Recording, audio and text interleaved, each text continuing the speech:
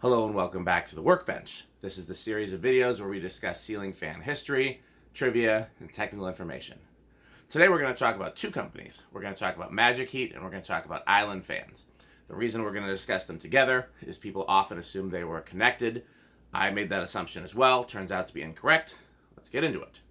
Magic Heat was a division of Flint Manufacturing of Burton, Michigan. They made heat exchangers for wood stoves. Flint Manufacturing was a metal plant. They made all kinds of metal things. Magic Heat fans, ironically, were mostly plastic for a metal factory.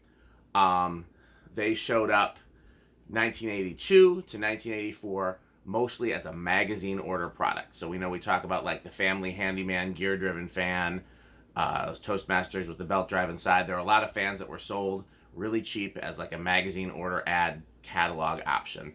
That's what the Magic Heat fan was. I think they occasionally showed up in hardware stores and lumber yards and that sort of thing, but they were almost exclusively a magazine order fan. Which is interesting because they were probably then the best quality magazine order fan that you could get, because all the other ones used gear motors and belt drive motors and little cheap things, friction drive, all that kind of stuff. They used a real motor, it just was kind of underpowered. So again, 82 to 84. Island Fans was founded in 81. If you've seen my other videos, you know they were founded by Cascade Engineering, which is a company that's still in business today that makes plastic and rubber, mainly those big garbage pails that you see outside, like you might have to put it on the street for the company to come with their truck and pick it up. Like those like indestructible plastic and rubber garbage pails. That's what they make. And like a lot of other companies, they decided to get in the fan business in 81 because there was a lot of money to be made in fans. And so it makes sense that theirs was mostly made out of plastic. And their claim to fame was not only they had the indestructible plastic housing, but they had an indestructible rubber flywheel. That their flywheel was actually patented in 1982.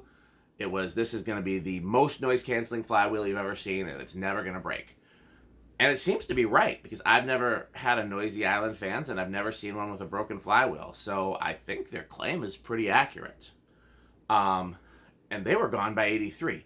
They were a very quick run, actually the same as Magic Heat, just a 2-year run. Obviously, they didn't go out of business. Cascade Engineering still in business. I think they just realized that with, all the imports and things coming in, there was no point in competing anymore. So they made their money for those 2 years and went right back to garbage pails. But the interesting thing is that they appear not to be connected. They're both located in Michigan, but several hours away from each other. One was a metal manufacturing plant, the other one was a plastic manufacturing plant.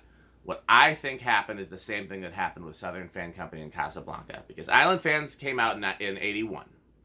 And I think in 82, or possibly late 81, somebody from Magic Heat, which was already a company, again, Magic Heat wasn't just the name of their fans, that was the name of the heat exchanging company that was owned by Flint Manufacturing. So again, Flint Manufacturing owned Magic Heat. Magic Heat made heater products and for a little while fans.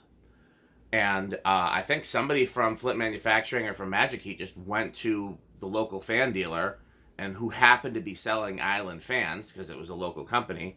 And they picked one up and bought it and said, okay, how can we make this cheaper so we can sell this, to a cheaper customer base? I honestly think that's what happened, because it is, awfully coincidental. They both used Westinghouse motors. They both were Hunter original copies. There are a lot of similarities. They both use mostly plastic construction. But again, the Magic Heat is a much cheaper version, and it came out a year later from a different part of the state. So that seems to be what happened. In either case, they were both made by companies that made other things. I don't know exactly how long Flint Manufacturing was around. I know they're not still around, at least not to my knowledge. But Cascade Engineering is still around. If you go on the web, they have quite a big web footprint. I did shoot them some emails to see if anybody there was interested in talking about Island Fans. Nobody got back to me, so my guess would be that either nobody there remaining was there during the Island Fans era, or it's just nothing that they remember or care to remember.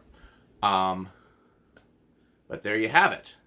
That is what we know about the history of the Magic Heat ceiling fans and the Island Fan ceiling fans. So I hope this has been informative. I hope that you've learned something. And I hope that you've enjoyed this video. Please like, comment, subscribe, and ring the bells. Thanks for watching.